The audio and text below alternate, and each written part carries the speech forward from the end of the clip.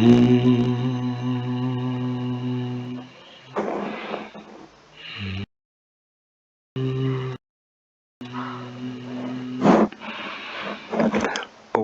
भूर्भुवः स्वः तत्सवितुर्वरेण्यं भर्गो देवस्य धीमहि धियो यो नः प्रचोदयात्. Om Shanti Shanti Shanti. Namaskar, my dear friends. This is video number 25 on Talks with Ramana Maharshi. This video starts with talk number 393. Devotee puts a question. There is a short account of the spiritual experiences of Saint Teresa in the March number of the Prabhupada Bharata. She was devoted to a figure of the Madonna which became animated to her sight and she was in bliss. Is it the same as Shakti Pata? Maharshi, the animated figure indicates depth of meditation. Dhyana Bala. Shaktipata prepares the mind for introversion. There is a process of concentration of mind on one's own shadow, which in due course becomes animated and answers questions put to it. That is due to strength of mind or depth of meditation. Whatever is external is also transitory. Such phenomena may produce joy for the time being, but abiding peace, that is Shanti, does not result. This is got only by the removal of avidya, ignorance. Talk number 394. Devotee, how is the mind to be stilled? Maharshi, looking at the mind with the mind or fixing the mind in the self brings the mind under control of the self. Devotee, is there any yoga that is a process for it? Maharshi, Vichara, investigation alone will do. Talk number 395. Devotee, how is Purna Brahma to be attained? What is the method best suited to a Grihastha? Maharshi, you have already said Purna, that is perfection. Are you apart from Purna? If apart from it, will it be Purna? If not apart, how does the question arise? The knowledge that Brahma is a Purna and that you are not apart from the same is the finality. See it and you will find that you are not a Grihastha or any limited being. Devotee, what are the tattvas? Maharshi, knowledge of Purna Brahma will elucidate the other matters automatically. 12th April 1937, talk number 396. A Dutch lady, Mrs.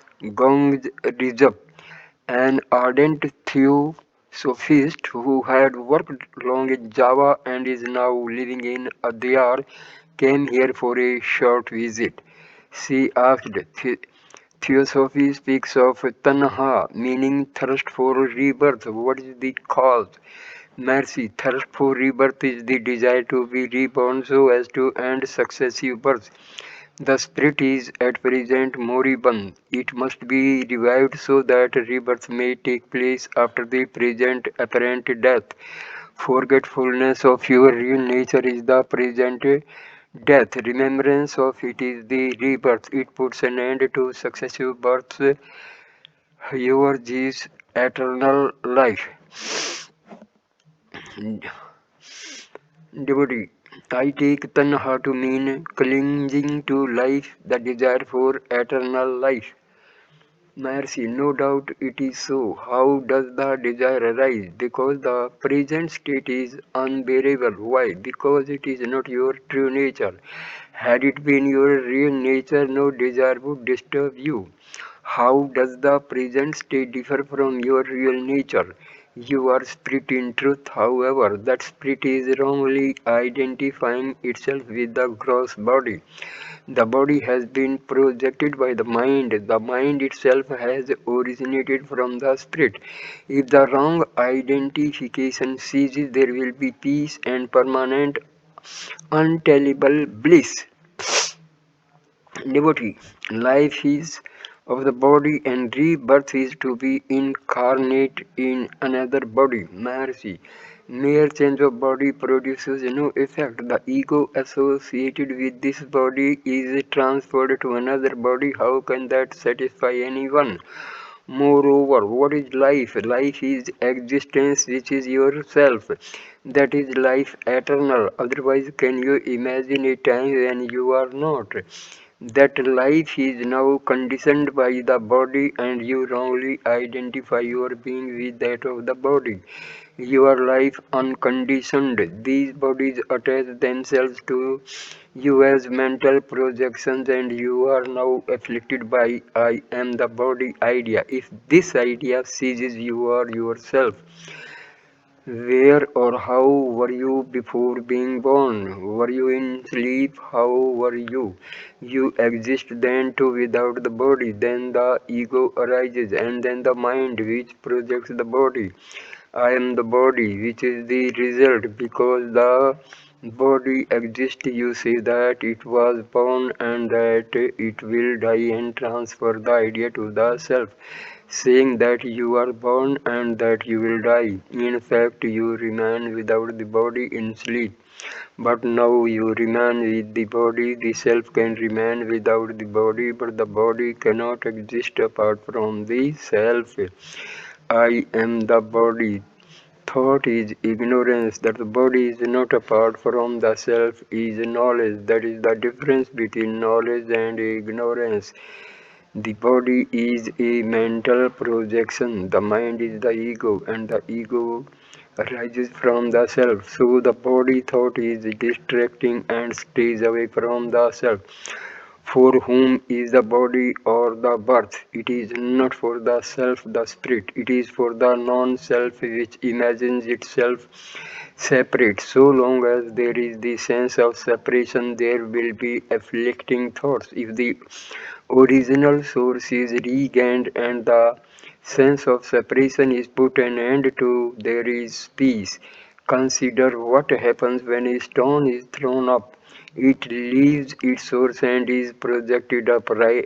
Try, tries to come down and is always in motion until it regains its source, where it is at rest. So also the waters of the ocean evaporate, form clouds which are moved by winds, condense into water, fall as rain, and waters roar down the hill in streams and rivers until they reach their original source, the ocean, reaching which they are at peace.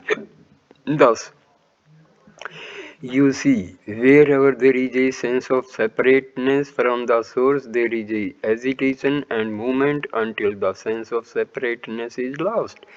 So it is with yourself. Now that you identify yourself with the body, you think that you are separate from the spirit, the true self. You must regain your source before the false identity ceases and you are happy. Gold is not an ornament, but the ornament is nothing but gold. Whatever shape the ornament may assume, and however different the ornaments are, there is only one reality, namely gold. So also with the bodies and the self. The single reality is the self. To identify oneself with the body and yet to seek happiness is like attempting to cross a river on the back of an alligator. The body identity is due to introversion and the wandering of the mind. To continue in that state will only keep one in an endless tangle and there will be no peace. Seek your source, merge in the self and remain all alone. Rebirth means discontent with the present state and desire to be born where there will be no discontent. Births, beings of the body cannot affect the self remains over even after the body perishes. The discontent is due to the wrong identity of the eternal self with the perishable body. The body is a necessary adjunct of the ego. If the ego is killed, the external self is revealed in all its glory. The body is the cross Jesus, the Son of Man, is the ego or I am the body idea. When he is crucified, he is resurrected as the glorious self, Jesus, the Son of God. Give up this life if thou wouldst live. Talk number 397. Devotee, fear is consequent on the possibility of non-existence. It pertains to the body. One is not aware of the body in sleep. One is not afraid of, but courts sleep. Whereas one dreads death. Why is this difference between the two outlooks? Maharshi, desire of sleep or fear of death are when the mind is active and not in the respective states themselves. The mind knows that the body entity persists and reappears after sleep. Therefore, sleep is not attended with fear, but the pleasure of non-bodily existence is sought. Whereas the mind is not sure of reappearance after the so-called death and dreads it. Dreads it. 14th April 1937, talk number 398. Dandapani, a resident devotee now on a North Indian tour, sent an extract from the Modern Psychological Review which stated that the dynamic center of the heart is on the right and not on the left, whereas the physical organ is on the left. Conversation followed on the subject. Maharshi. The Yoga Marga speaks of the six centers, each of which must be reached by practice and transcended until one reaches Sahasrara, where nectar is found and thus immortality. The yogis say that one enters into the pranadi, which starts from the sacral plexus, whereas the jnani say that the same nadi starts from the heart. Reconciliation between the seemingly contradictory statements is effected in the sacred doctrine, which distinctly states the yogic pranadi is from Muladhara and the Jnana pranadi is from the heart. The truth is that the pranadi should be entered. By yogic practice, one goes down, then rises up, wanders all through until the goal is reached. By jnana abhyasa, one settles down directly in the center. Devotee is not pra followed by pasyanti, etc.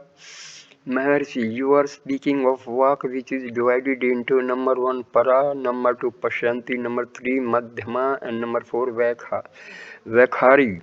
Walk is prana shakti, whereas the mind is Tejo Rupa or Chitta Shakti. The Shakti is the manifestation of the unmanifest origin. The yogis attach the highest importance to going up to Sahasrara, that is the brain center or the thousand petaled lotus. Some yogis say that there are other centers higher up with greater involutions. For example, 1 lakh, 100 petaled or 1 crore petaled ones. Let us omit them for the present. They point out the scriptural statement that the life current enters the body through the fontanelle and argue that yoga separation having come about that way, yoga union must also be effected in the reverse way. Therefore, we must by yoga practice gather up the pranas and enter the fontanelle for the consummation of yoga. The Gyanis point out that the yogi assumes the existence of the body, its separateness from the self, and therefore advises effort from reunion by the practice of yoga. In fact, the body is in the mind, which has the brain for its seat, which again functions by light borrowed from another source, as admitted by the yogis themselves in their fontanelle theory. The Jnani further argues if the light is borrowed, it must come from its native source.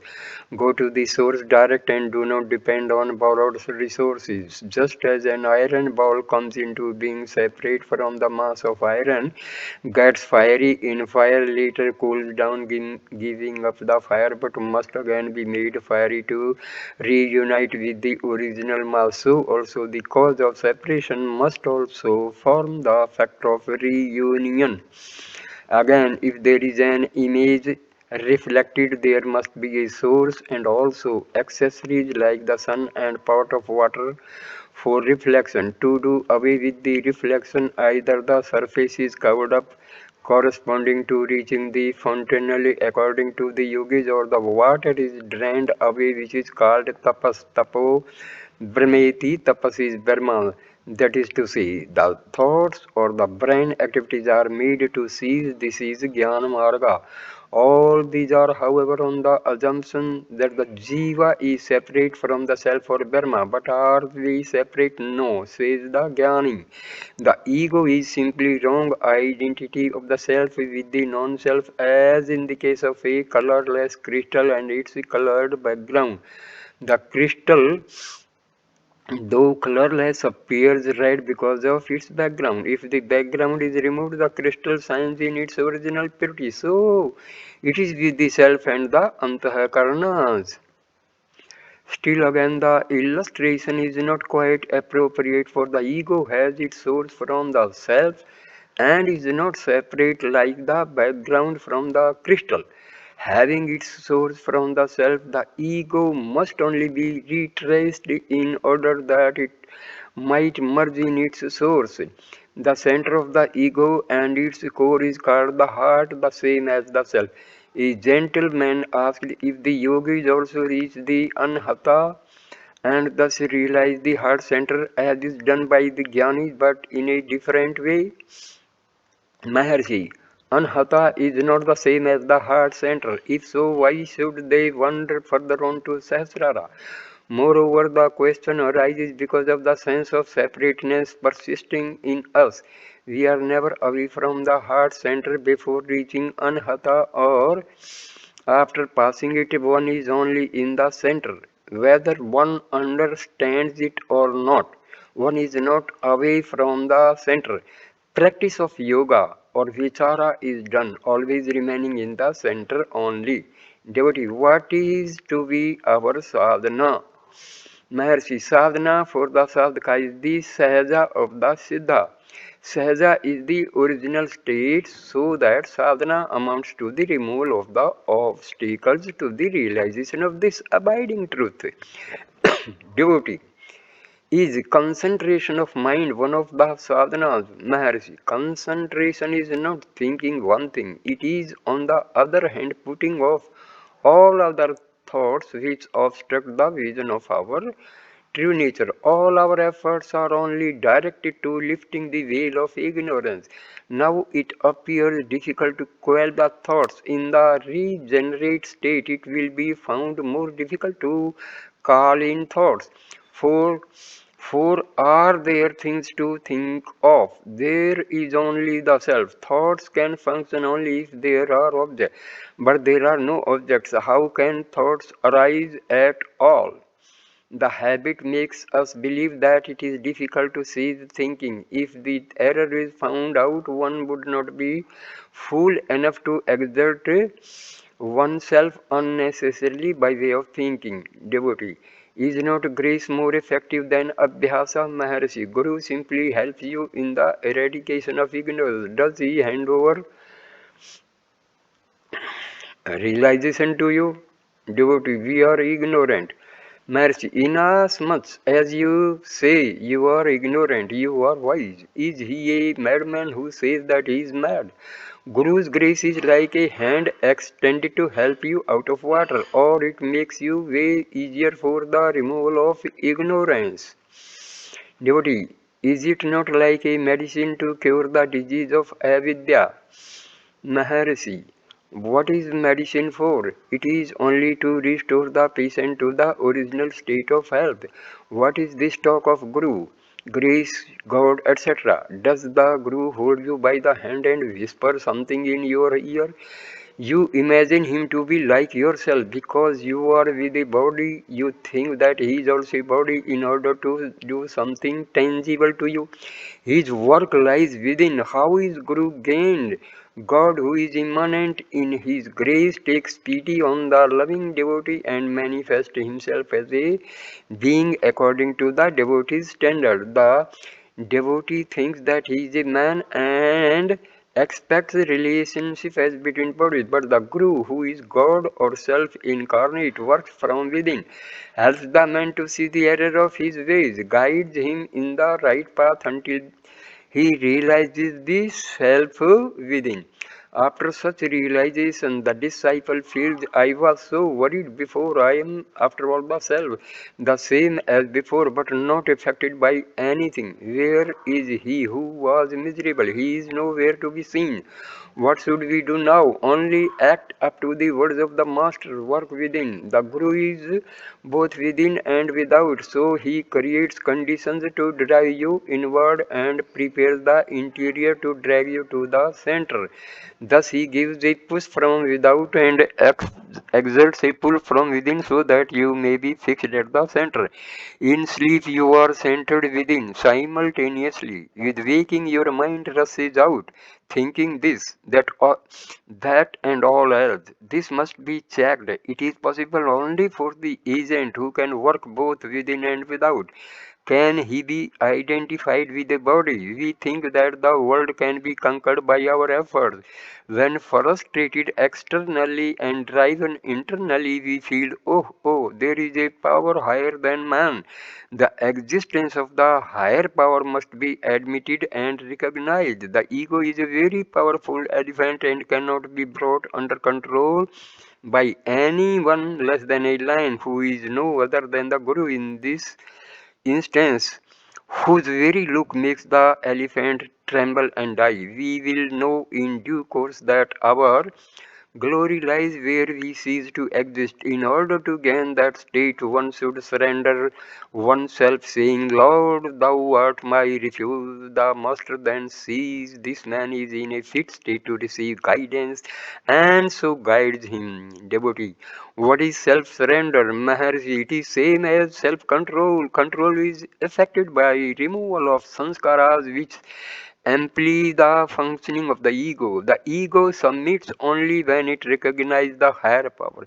Such recognition is surrender or submission or self-control. Otherwise, the ego remains stuck up like the image carved on a tower, making a pretense by its strange look and posture that it is putting the tower on its shoulder. The ego cannot exist without the power but thinks that it acts of its own accord. Devotee, how can the rebellious mind be brought under control? Maharshi, either seek its source so that it may disappear or surrender that it may be struck down. Devotee, but the mind slips away from our control. Maharshi, be it so. Do not think of it. When you recollect yourself, bring it back and turn it inward. That is enough. No one succeeds without effort. Mind control is not one's birthright. The successful few owe their success to their perseverance. A passenger in a train keeps his load on the head by his own folly. Let him put it down. He will find the load reaches the destination all the same. Similarly, let us not pose as the doers but resign ourselves to the guiding power. Devotee. Swami Vivekananda says that a spiritual guru can transfer spirituality substantially to the disciple. Maharshi, is there a substance to be transferred? Transfer means eradication of the sense of being.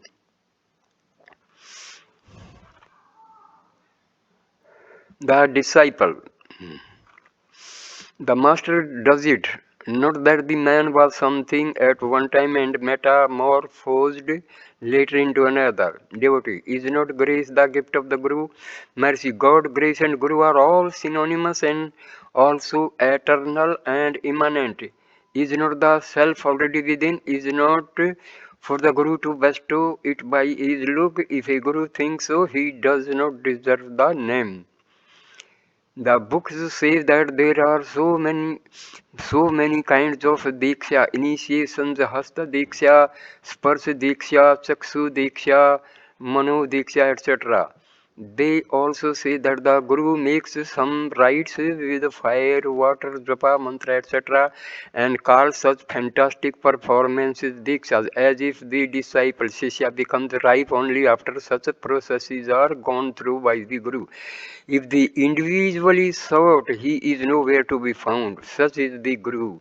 Such is Dakshinamurti. What did he do? He was silent. The disciples appeared before him. He maintained silence. The doubts of the disciples were dispelled, which means that they lost their individual identities. That is jnana, and not all the verbiage usually associated with it. Silence is the most potent form of work.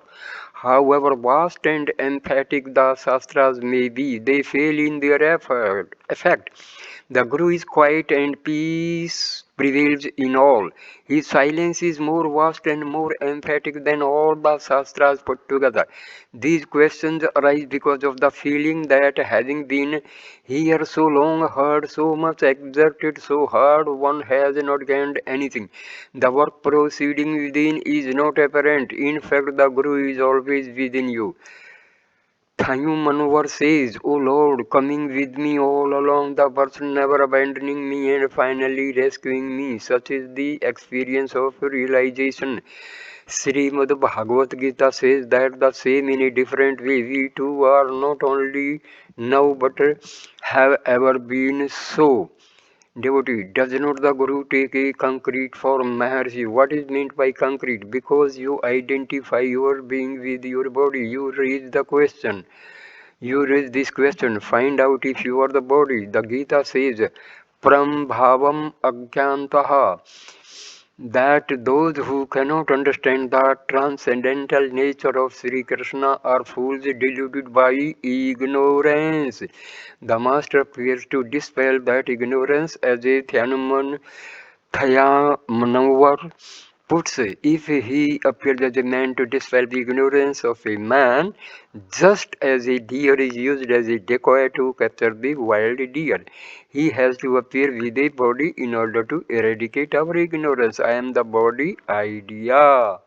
So I end this video here. Next video number 26 will start with the talk number 399. Thanks a lot. Namaskar my dear friends. Please like, comment and share the video and subscribe the channel. Thanks a lot. Namaskar. Namaskar.